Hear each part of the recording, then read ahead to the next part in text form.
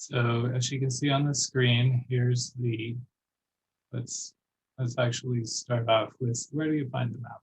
So go to the Sacramento Promise Zone website, scroll down and click on that to open the map. And then it comes up with a splash screen with a little bit of introduction and kind of how to navigate the map. Yesterday, we had found out that the map doesn't really work great in Chrome if it's not updated. So because Esri, the software that hosts this, did a huge update 2 nights ago, it wasn't working for a lot of people at SHRA. So we found out that we need to use an updated browser. So, and to start off with the map, you see the nice Promise Zone boundary here. To turn that layer on and off, you just click the eyeball. Also, to expand layers here, you expand the layers in a grouped layer and then turn them on and off in this fashion. Now you can have as many layers on and off as you want, but sometimes it gets confusing which layers if you have too many layers on. Of course, you can zoom in to wherever you want. And let's say you had these civic amenities up. You can click on the pop-up will appear, showing what that is. Also, it's in the Promise Zone, so it's showing that pop-up for the Promise Zone as well. If you wanted to see what the legend is for all of these items that's on the map, you click the legend icon here, and then you can see what you're looking at.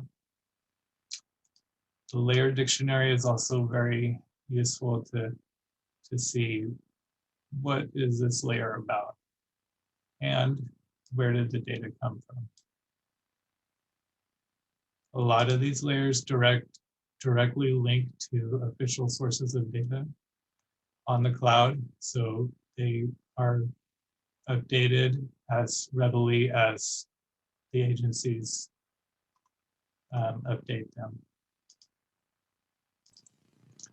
To go back to a home version, you can click that, or plus and minus here. As well as you can search for an address or place.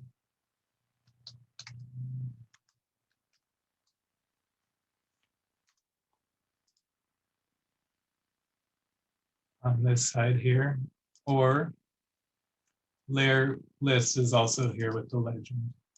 You can select a new base map here to see imagery, or any other base map here.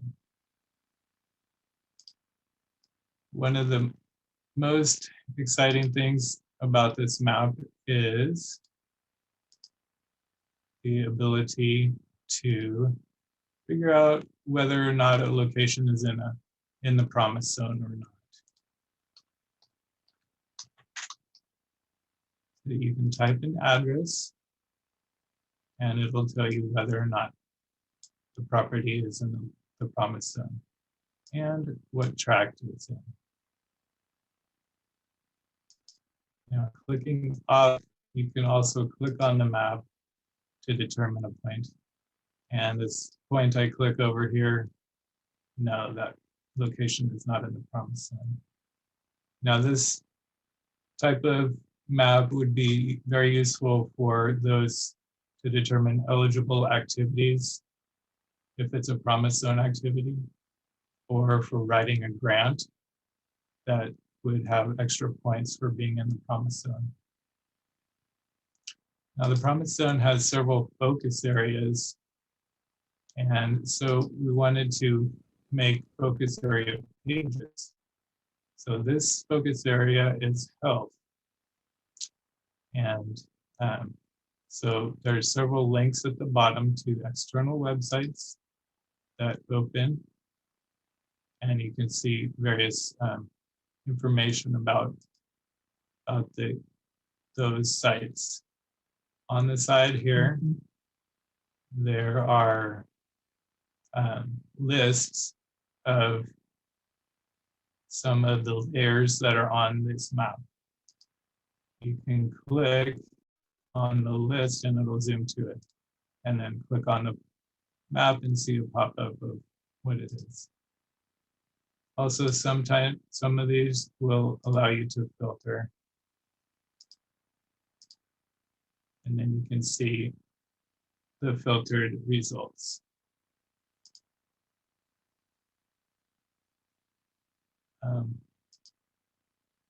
So we made different maps for each of the focus areas, along with the literacy map, California School Dashboard, just some really, really cool links. And for jobs and economic development, this might be a place where job seekers could look, because you could find Sacramento Works job centers. And so to learn about FIPO, here's a little bit of information about FIPO. So funder-led initiative, which the Promise Zone is really, really key in that organization.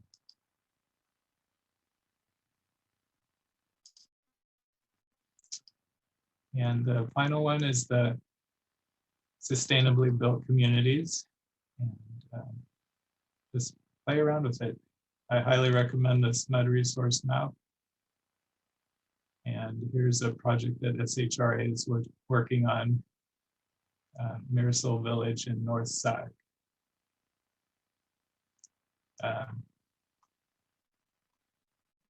It's construction right in here.